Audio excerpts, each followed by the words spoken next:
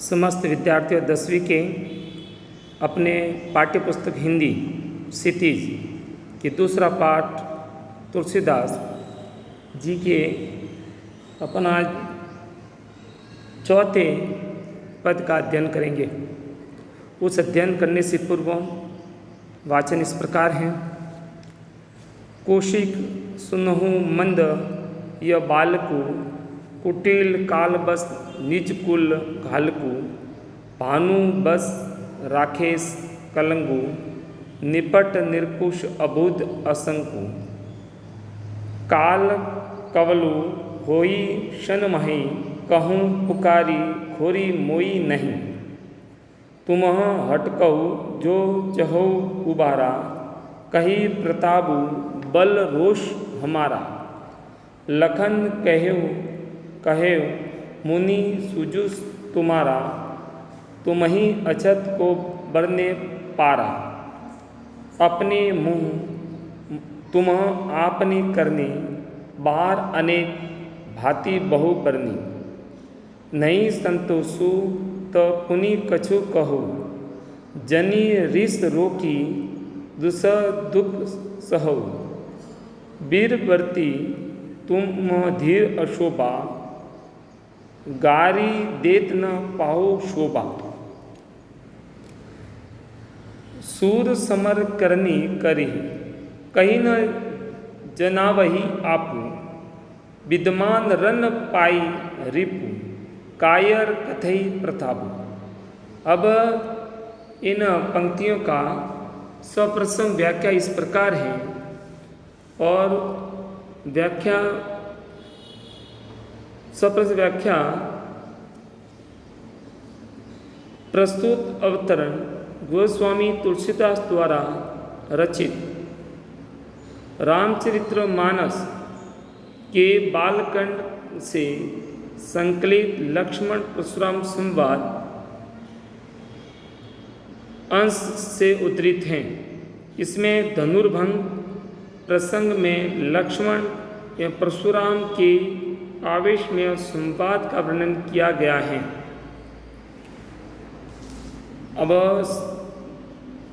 प्रथम पंक्ति इस प्रकार, कौशिक सुनहु मंद यह बालकु, कुटिल कालबस निज कुल घालकु। उसकी व्याख्या, लक्ष्मण के व्यंग वचन सुनकर परशुराम ने क्रोधपूर्वक विश्वामित्र जी से कहा, सुनो यह बालक इसको लक्ष्मण को बताया गया है, बड़ा कुबुद्धि यानी खराब बुद्धि और कुटिल है। ये परशुराम जी विश्वामित्र जी को बता रहे हैं, यह काल के वश होकर अपने कुल का घातक बन रहा है, यानी मृत्यु को के कारण वो अपने वंश यानी अपने कुल को लिए नुकसानदायक बालक बन रहा है। व्यंग्योक्ति सुनकर क्रोध में परशुराम जी आकर इस प्रकार का वक्तव्य विश्वामित्र जी से दे रहे हैं। दूसरी पंक्ति इस प्रकार, भानु बस राकेश कलंकु, निपट निर्कुश अबुध असंकु। अब इसका अर्थ, सूर्यवंशी होते हुए भी चंद्रमा के कलंक के समान है, यह सभी तरह से उदंड, मूर्ख और निडर हैं। तीसरी पंक्ति, काल कवलु होई शन मही, कहूँ पुकारी खोरी मोही नहीं। यह अभी क्षण भर में काल का ग्रास हो जाएगा, यानी मृत्यु को प्राप्त हो जाएगा। परशुराम जी बता रहे हैं, मैं पुकार कर स्पष्ट कह देता हूँ, फिर मुझे कोई दोष मत देना। जो शिव धनुष भंग का पांडाल भरा हुआ था, वहाँ पर ये परशुराम जी अपना वक्तव्य इस प्रकार दिया है। लक्ष्मण के क्रोध ना व्यंग्योक्ति के द्वारा क्रोधाग्नि में परशुराम जी अपना प्रत्युत्तर दे रहे हैं। चौथी लाइन, तुम हटकऊ जो चहु उबारा, कहीं प्रताप बलुरोष हमारा। यदि तुम इसकी रक्षा करना चाहते हो तो इसे हमारा प्रताप, बल और क्रोध बतला कर रोक लो। यानी उस भरी पंडाल से कह रहे हैं कि अगर इसकी रक्षा करना चाहते हो, लक्ष्मण को जीवित रखना चाहते हो, तो हमारा प्रताप और शक्ति, बल और क्रोध से आप जानते हो, और ऐसी व्यंग्योक्ति करने से रोक दें ताकि उसका जीवन बच जाए, और नहीं तो मेरे हाथों से ये मारा जाएगा। लखन कहो मुनि सुजुस तुम्हारा, तुम्ही अछत को बरने पारा। इस 5वीं पंक्ति का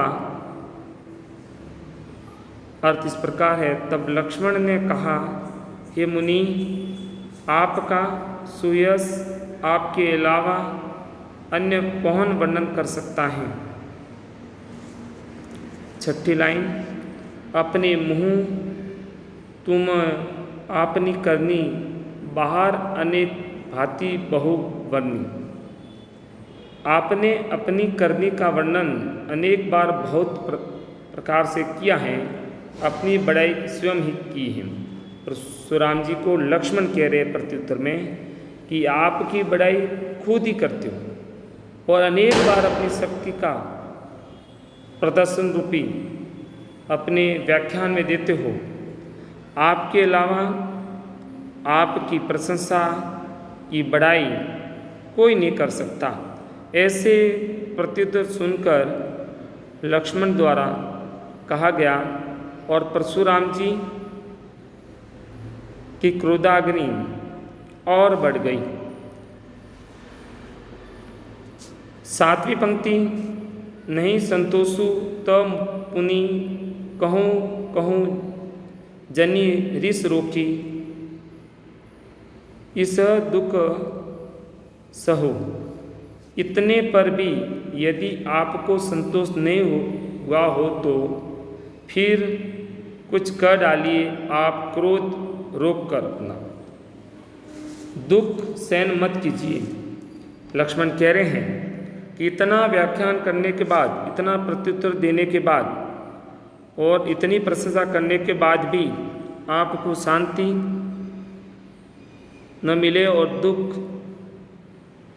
सहन मत कीजिए, और भी व्याख्यान करना हो तो कर दीजिए।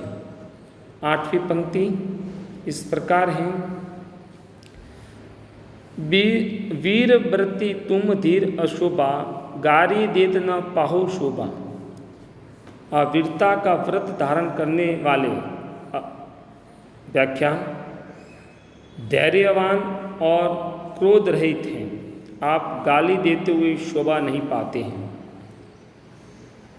अपनी 9वीं पंक्ति इस प्रकार है, सूर समर करनी कही, कही न जनावही आपू। इस पंक्ति का अर्थ इस प्रकार है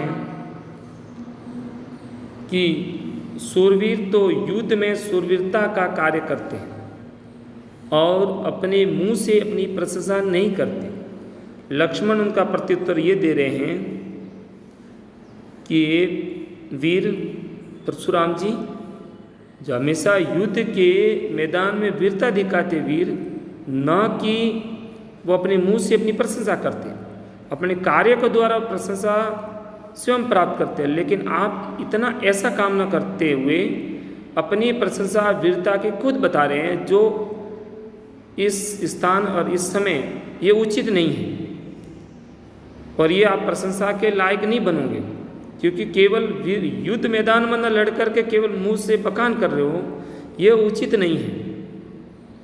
10वीं पंक्ति, विद्वान रन पाई रिपु, कायर कथई प्रतापु। अब इसकी व्याख्या, शत्रु को युद्ध में सामने पाकर ही व्यर्थ में अपने प्रताप की डिंग हाँक कर करते हैं। यानी आपने शत्रु को युद्ध में सामने पाया है, लक्ष्मण को पाया है, और व्यर्थ में अपने प्रताप की, अपनी शक्ति की प्रशंसा डिंग हाँ करो। न कि युद्ध के मैदान में आपने लड़ाई लड़ी है और लड़ने से पहले अपनी शक्ति का मुंह से जो बखान कर रहे हो ये उचित नहीं है। अगर युद्ध के मैदान में योद्धा से लड़कर जो विजय प्राप्त करते हैं और विजय प्राप्त करने के बाद अगर समाज द्वारा, दर्शकों द्वारा जहाँ उस योद्धा की प्रशंसा की जाती है वही इस प्रशंसा के लायक होता है, खुद बखान करने से वो उचित नहीं होता।